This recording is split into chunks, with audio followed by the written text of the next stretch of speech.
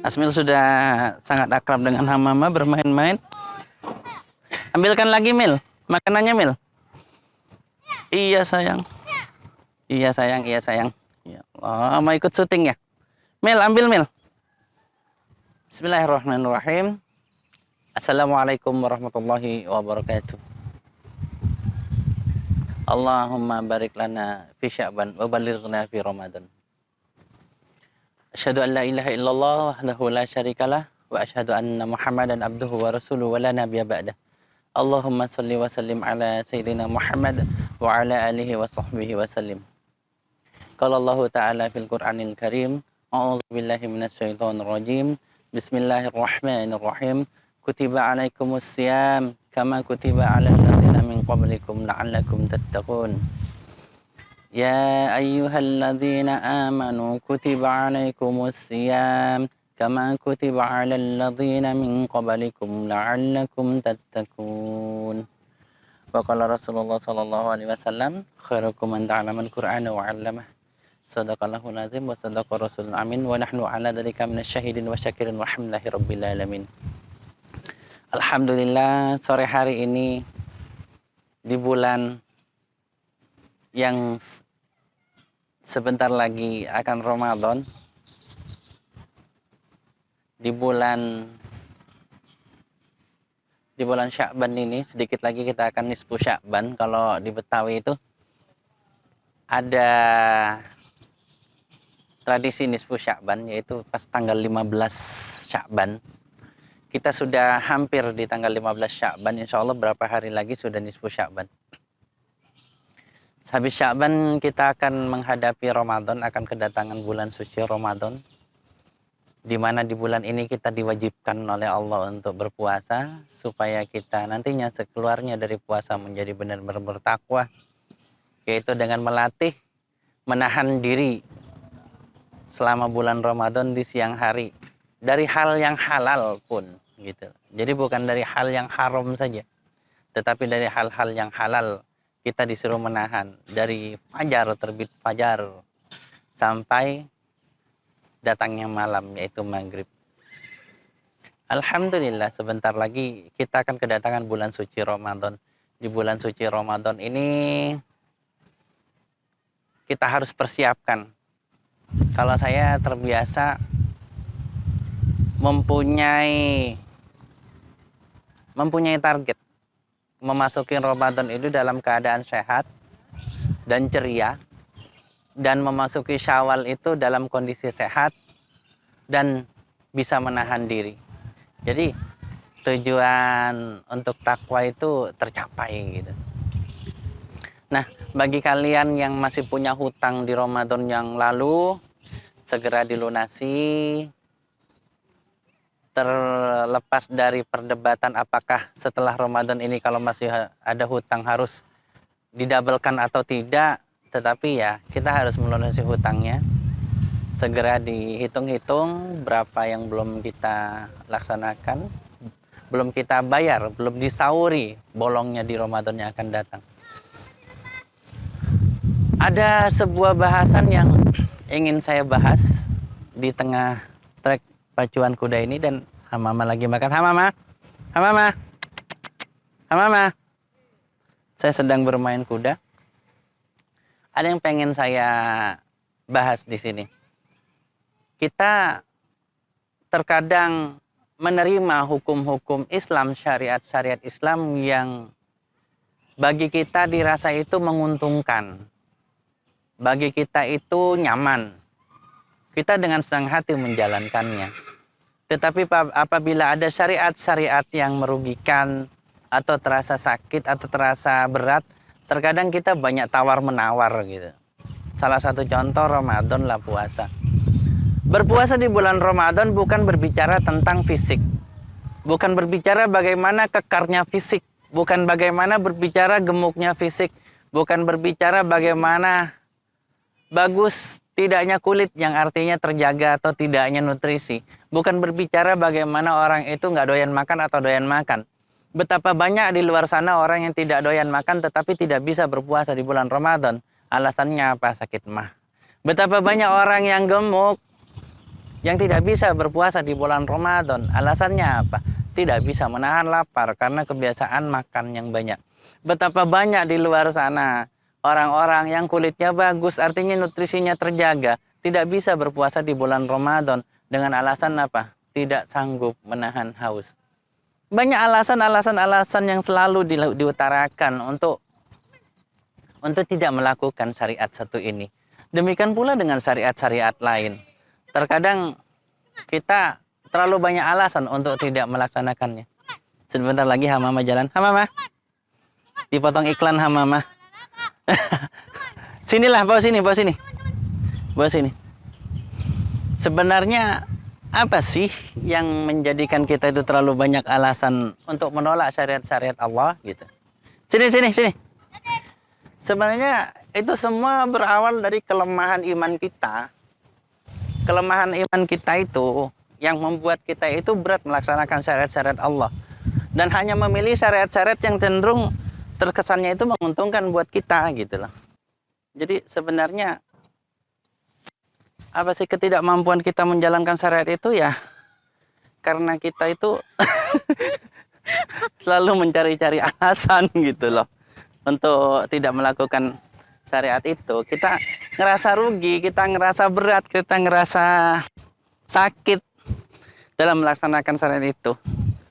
Makanya banyak orang yang baru masuk Islam itu ternyata kuat melakukan puasa tanpa latihan bisa gitu. Karena kenapa? Kekuatan imannya yang membuat mereka bisa mampu untuk melaksanakan itu semua gitu. Asik nggak sih dipotong iklan? Sini Mel.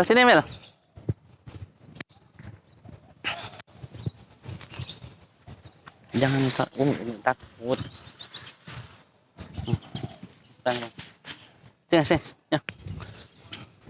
Sini sayang.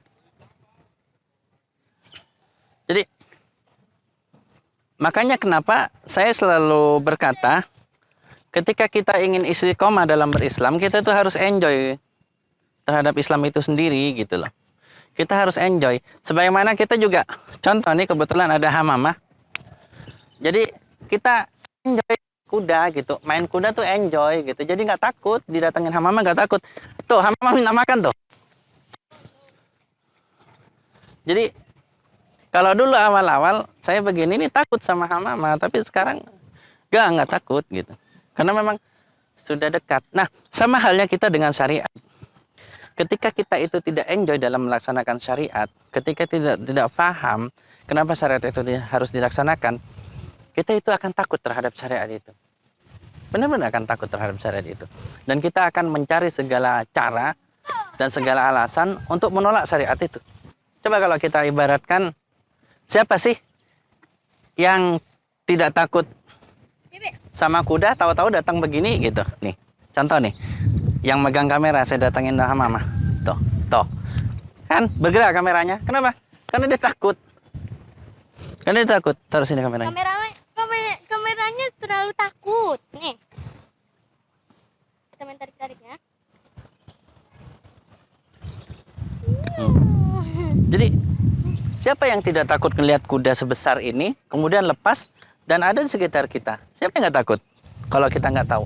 Tapi kalau kita tahu, kita santai saja bersamanya, malah senang gitu dekatnya, diusap-usap gitu. Nah sama halnya dengan syariat, ketika kita merasa takut terhadap syariat itu, ngerasa tidak sanggup, kita akan lari dari syariat itu. Apalagi merasa syariat itu menyakiti kita, merugikan kita gitu loh. Jadi kita akan menghindarinya dengan segala macam alasan. Sama mas itu dulu ya. Taruh situ aja biar nyaman. Gak usah. Enggak sih. Jadi kembali lagi. Mama balik lagi. Gak ada lagi ya Mama. Makan rumput Balik ya? lagi dia Mama. Makan rumput. Jadi Kosong. dalam melaksanakan syariat sebenarnya ambillah contoh dari Sayyidina Abu Bakar. Ketika Sayyidina Abu Bakar itu melihat Rasulullah itu mencium Hajar Aswad, Sayyidina Abu Bakar tidak lagi bertanya, langsung dicium. Kenapa? Karena dia tahu pasti yang dilakukan oleh Rasulullah itu adalah benar. Nah, kita pun harus berpikiran seperti itu. Apa yang Allah turunkan kepada kita, itu pasti yang terbaik untuk kita. Dan kita lakukan. Dan ketika kita meyakini bahwasannya sesuatu yang Allah turunkan hamba, iya iya, gigit kalau udah nggak ada ini gigit ya. Dia gigit bercanda. Sini. Jadi sampai mana tadi? Ya sudah, yuk keluar aja dulu. Kameramennya takut. Dadah, Mama. biar nggak gerak gini.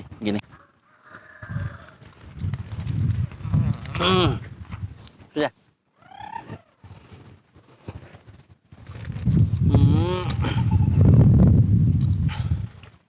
Jadi ketika kita menghadapi syariat yang kita anggap merugikan, sakit, atau menyusahkan, caranya supaya kita bisa melaksanakan syariat itu adalah dengan menyadari bahwasannya syariat itu tidak berbahaya untuk kita.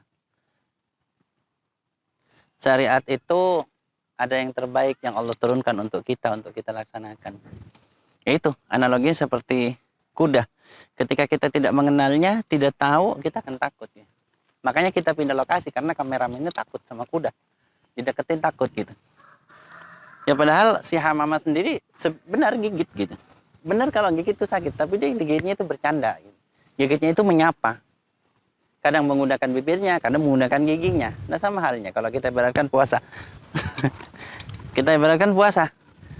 Terus kerasa lapar dong? Iya. Kerasa kayak emah? Iya gitu. Kayak kerasa emah? Iya gitu. Apa dia nggak ngerti pahit-pahit? Oh ada lebah. Asik lah apa? Kita coba hadirkan keasikan dalam melaksanakan syariat Allah. Sama halnya ketika kita hendak naik kuda, kita hadirkan keasikan. Maka kita nggak asik dengan bermain kuda. Gitu. Orang lain akan lari, kameramen aja lari. Tapi yang sudah nyaman dengan kuda malah dibiarkan diam. Betul. Sama.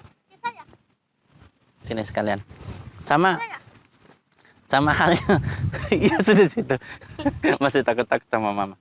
Jadi sama halnya ketika orang ngeliat kucing. Ketika ngeliat kucing mungkin yang dibayangannya takut nyakar gitu kan. Atau takut gigit. Apalagi kucing-kucing masih kecil atau remaja. Biasanya kan gigit. Nah, bagaimana dengan orang yang cinta kucing. Yang dia asik dengan keadaan kucing.